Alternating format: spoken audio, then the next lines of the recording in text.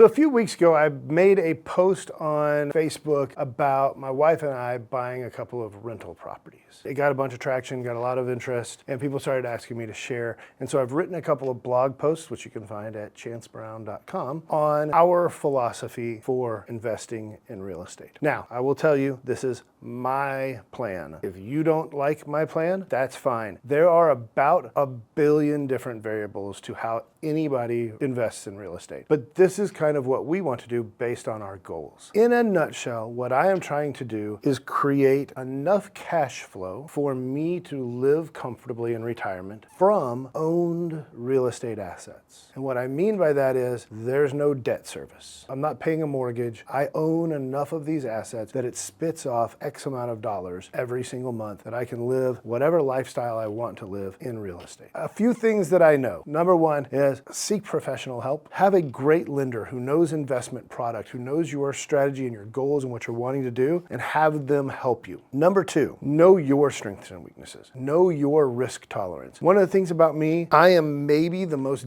debt-averse human being, not named Dave Ramsey, that you've ever met. I have very little personal debt other than my home. I don't like car payments. I don't have any credit cards. I just don't do debt. Period. I understand that that probably limits me in a number of different ways.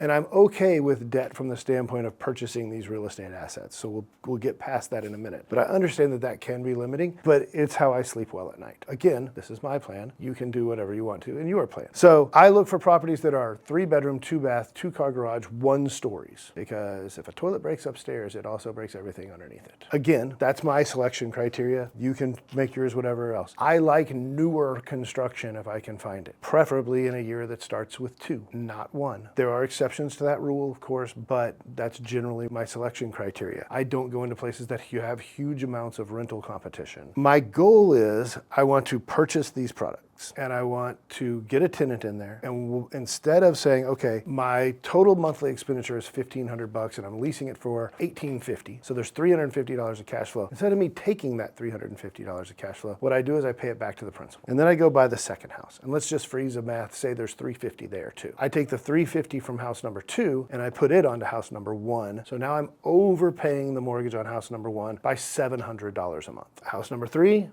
now I'm over $1,000 overpaying each month, and so on and so forth, until house number 1 is completely paid off. And let's say now I've keeping taxes and insurance and all of that stuff. Let's say that my total monthly expenditure is $500 instead of $1,500. I'm taking that extra $1,000 plus the $350 that I already had, so $1,350 from house number 1, the $350 from all the other houses, and now I'm paying off house 2's note at a clip of maybe $3,000 a month additional principal. So house 2 gets paid off even faster, and so on and so forth, till you get to a point where either everything's paid off, or if you're continuing to buy, you don't have to put any of your own money in it anymore, because they'll pay off so quickly. And the math that I've done for me and the rate that I want to purchase is somewhere around house 6 or 7, but certainly no more than 10. I get self-sustaining to where if I want to buy another house or 2, I can either do a cash out refi of house number 1 and use those funds to buy house number 10 or 11 or whatever that is, or I could just do a DSCR loan or something like that. And now I've got, $10,000 a month that's being paid towards this house. I can pay the thing off really fast. And so now I own, let's just say that each house was worth $250,000. Now I own $5 million in real estate, or whatever that looks like, and I'm spitting off $15,000, $20,000, $25,000 a month in rent. That's not a bad way to spend your retirement, especially considering that you're making the initial investment to buy those houses up until the point it gets self-sustaining. Or million variables, like I said, maybe you're not. Maybe you're using DSCR and putting minimal amounts down. And so, you might be able to do this with just a few $100,000 total investment over X number of houses over time, and build this asset up by leveraging the people paying your rent, by leveraging the bank's money, and you can create profound amounts of wealth. If you're listening to this and you're a real estate agent, you have a few legs up here. Number one, because you have access to the MLS and some analysis tools that the general public may not have access to. You have lower acquisition and disposition costs because you can and cannot. The 2 that I bought last month, I credited my commission back as money down towards the house. And last but not least, you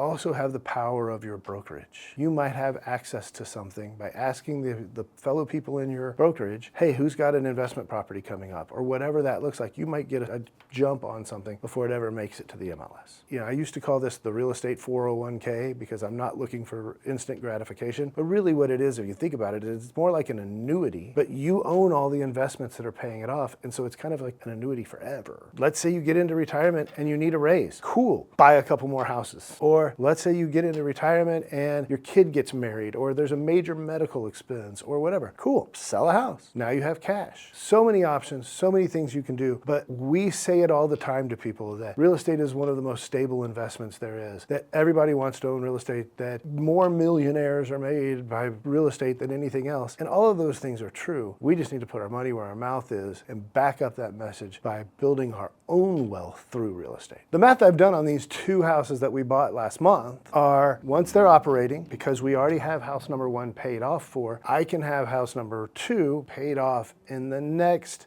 4-ish years, assuming that I don't buy another rental right now. Once house number 2 is paid off, house number 3 pays itself off in less than a year and a half. Again, assuming that I buy no other homes. But if I buy more homes, that time just gets shrunk down on each one as you add to it. And so, you know, I mentioned I'm debt averse like Dave Ramsey. This is kind of like Dave Ramsey's debt snowball, but sort of in reverse, because you are taking out debt, but then you're paying it off, but you're not paying it off with your own money. You're paying it off with someone else's money. And that is the power of leverage.